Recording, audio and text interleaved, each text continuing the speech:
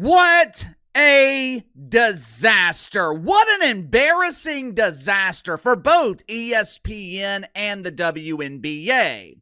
As of the recording of this video early Tuesday afternoon, ratings have yet to be released for the Dump Diver Draft, the annual event where dreams are crushed and former college superstars launch their careers of anonymity in the WNBA.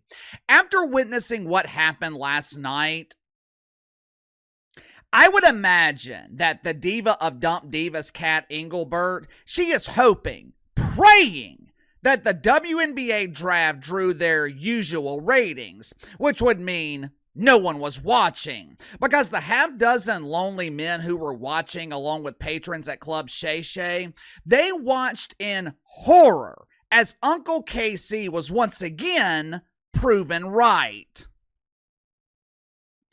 How long have I been saying it? How long have we been talking about the unknown players in the WNBA?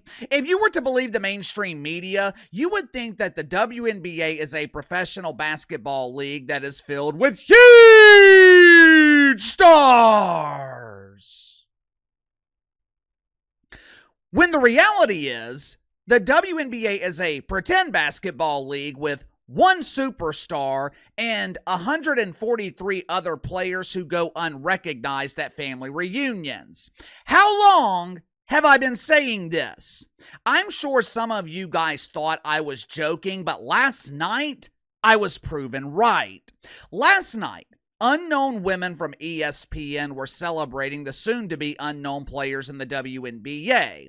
Every year, the worldwide leader in woke, who claims to be the proud home of women's sports, ESPN applies a double coat of polish to the turd known as the WNBA draft. Now, to their credit, ESPN does an excellent job at making the WNBA appear to be aesthetically pleasing. In a league sponsored by Just for Men, that can be a tough job. The draft was held in Manhattan at a place called The Shed. I swear, you can't make this shit up. The Shed hosted the draft for the Dump. The event was broadcast on ESPN, not ESPN Dose, not ESPN Trace, the former home of Bob Griffin, the Trace, when he worked at ESPN, not ESPNU, ESPN Classic, ESPN LGBT. The WNBA is so valuable to ESPN, they were broadcast on the flagship network. Who knows how much money was spent organizing and promoting this prestigious event? ESPN spared no expense. They were committed to making this moment special. But there was just one problem, one tiny problem. It doesn't matter how much money you spend. It doesn't matter that you spent thousands of dollars buying an orange carpet from the Trumper so the players could be photographed by the media in their cleats. No matter how much ESPN paid, the money was not enough to get people to pay attention. And by people, I mean the people collecting woke welfare from ESPN to cover the WNBA draft. Make sure to like and subscribe. You can follow me on Twitter at KC_BTL84. So going to get to the sponsor for today's video, my good friends at Sugar Mountain Trading. Are you struggling with back problems? Do you deal with minor aches, minor pains throughout your day, and you don't want to go to the doctor because all the doctor's going to do is find something else wrong with you? Or even worse, prescribe addictive medication that you just don't want to take?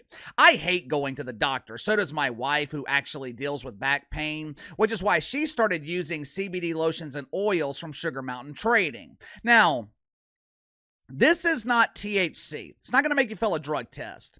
These CBD lotions and oils, they are designed for rapid pain relief. Like I said, my wife deals with nagging back pain from time to time. Tried over-the-counter stuff, tried the chiropractor. Nothing ever works.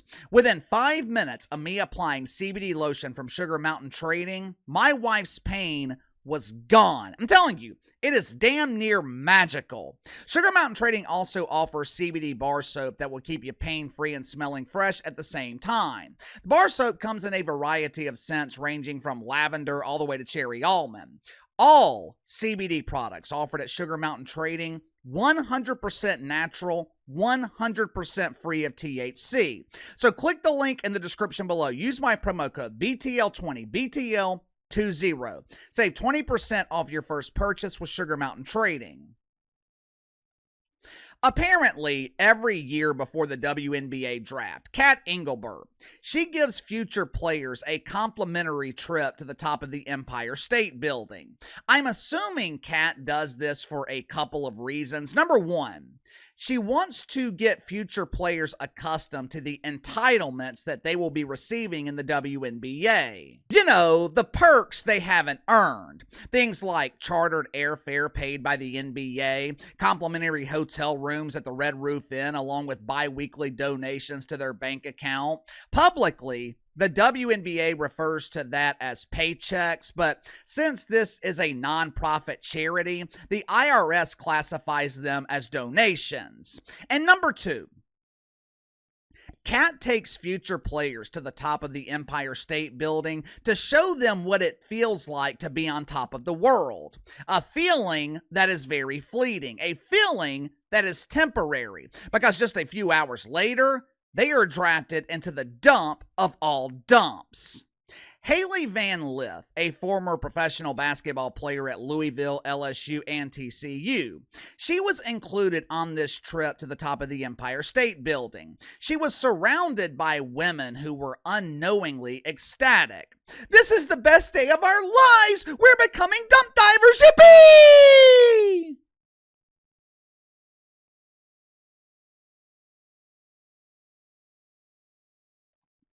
To her credit, Hailey Van Lith knew this was just polish on the turd. She knew that several hours later, the polish was going to melt off and the turd would be exposed. As everyone is smiling around her, Hailey remained grounded in reality. Watch for yourself.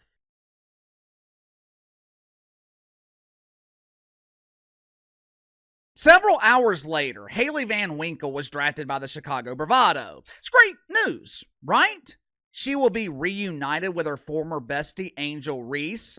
Reunited and it feels so good. For one season, Hailey played alongside Angel Reese at LSU. As soon as the season ended, she got as far away from the Bayou Barbie as possible. Once it was announced that Hailey was trading in her femininity to become a member of the Bravado, ESPN caught up with her as she walked off stage. They wanted her instant reaction. They wanted to know how she felt to become the newest lady selected to display her bravado.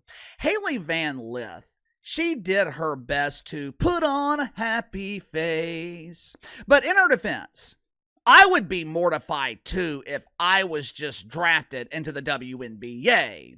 Poor Hailey forced a smile as she tried to pretend to be excited. Watch for yourself. Good energy with Courtney Vandersloot. You can learn from her. You're paired back with Angel Reese. There's some good energy you can walk into in Chicago, right? Oh, I love that energy. We're ready. All right. Thank you so much. Unfortunately for the WNBA, that was just the appetizer of humiliation. Once the draft was over, it got much worse. After the festivities ended and the owners of the shed were kicking the WNBA out of the building so they could actually make some money, ESPN was interviewing newly drafted players on the orange carpet. Well, Casey, don't you mean the red carpet? For some reason, the WNBA calls it the orange carpet. I guess it's their special way of trying to be original. I guess it's their way of trying to be different. I'm not entirely sure why, because the WNBA is already different. This is the only league that offers pretend basketball. Have you ever seen a 5-foot center attempt to dunk a basketball? The only place you can see that exciting action in elite athleticism is the WNBA. You know how the WNBA could be different? They could listen to the advice of Shazam, or Shaq as he's now being called. They could listen to Shaq's advice and lower the rim. That way, WNBA players, they could actually make layups. Anyway, ESPN is interviewing the newest players on the orange carpet. In this clip I'm about to show you, there are 3 unknown women on the screen. 2 of them are being paid by ESPN, while the other is on her way to get fitted for a hard hat and steel-toed boots immediately after this interview. When you initially see the clip, you're going to think that the taller lady on the right side of the screen is the WNBA player. Unfortunately, she failed to meet the height requirements to get drafted because she was too tall. The young lady in the middle, she is the newest star in the WNBA. Her name is Shyanne Sellers. Keep that in mind. Matter of fact, go ahead and say it with me. Shyanne Sellers. Now, if you're interviewing Shyanne, it's probably important to know her name, right? Unfortunately for ESPN, they overlooked that pesky little detail. Watch for yourself. I'm here with Anissa and Rakia, and we are holding it down right now. Oh, sorry. Go ahead. My bad. It's okay. Sorry. What? Go ahead, say your name. Shyanne Sellers. I'm so sorry. That is embarrassing. No, it's okay. I read the wrong card. I'm so sorry. Go ahead. My bad. I was like, wait a second. Your outfit is amazing. I love this blue. The jewelry is what makes it stand out. What are you wearing? What jewelry are you wearing? I'm wearing a little bit of Van Cleef. A little bit. That's not a little bit. But yeah, and just a nice blue suit. Shyanne, I apologize, by the way. That's so embarrassing. I'm but I know you just got engaged. I would love for you to speak on that. And it was a few days ago, I believe, which is a pretty big deal to have that back to back. What was that like? I mean, it was a super special moment, especially for us.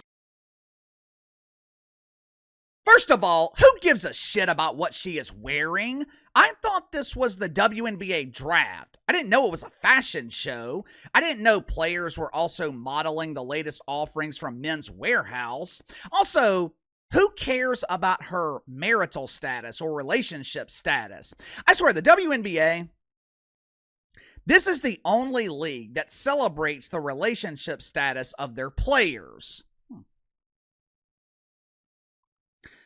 I wonder why.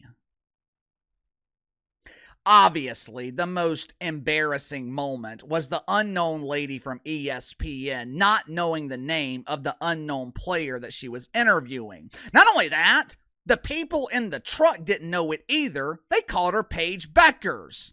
Although it was humiliating, it wasn't all that surprising. Like I've been telling you guys for years, ESPN does not care about the WNBA. If they did, their best reporters, their best analysts, they would be covering the draft as well as the league. Instead, ESPN is more concerned with making sure their draft coverage was diverse and inclusive, and that was the end result. How is anyone supposed to take this league seriously when the network responsible for covering it doesn't take it seriously? ESPN can virtue signal, they can pretend to care about the dump, but ESPN only cares about one player, Caitlin Clark. Why? Because Caitlin Clark is the only player generating any money. But give me your thoughts on this. WNBA Draft, disaster. Hailey Van Lith appeared to be miserable. The diversity duo at ESPN could not figure out the names of the players they were interviewing, and neither could the production crew.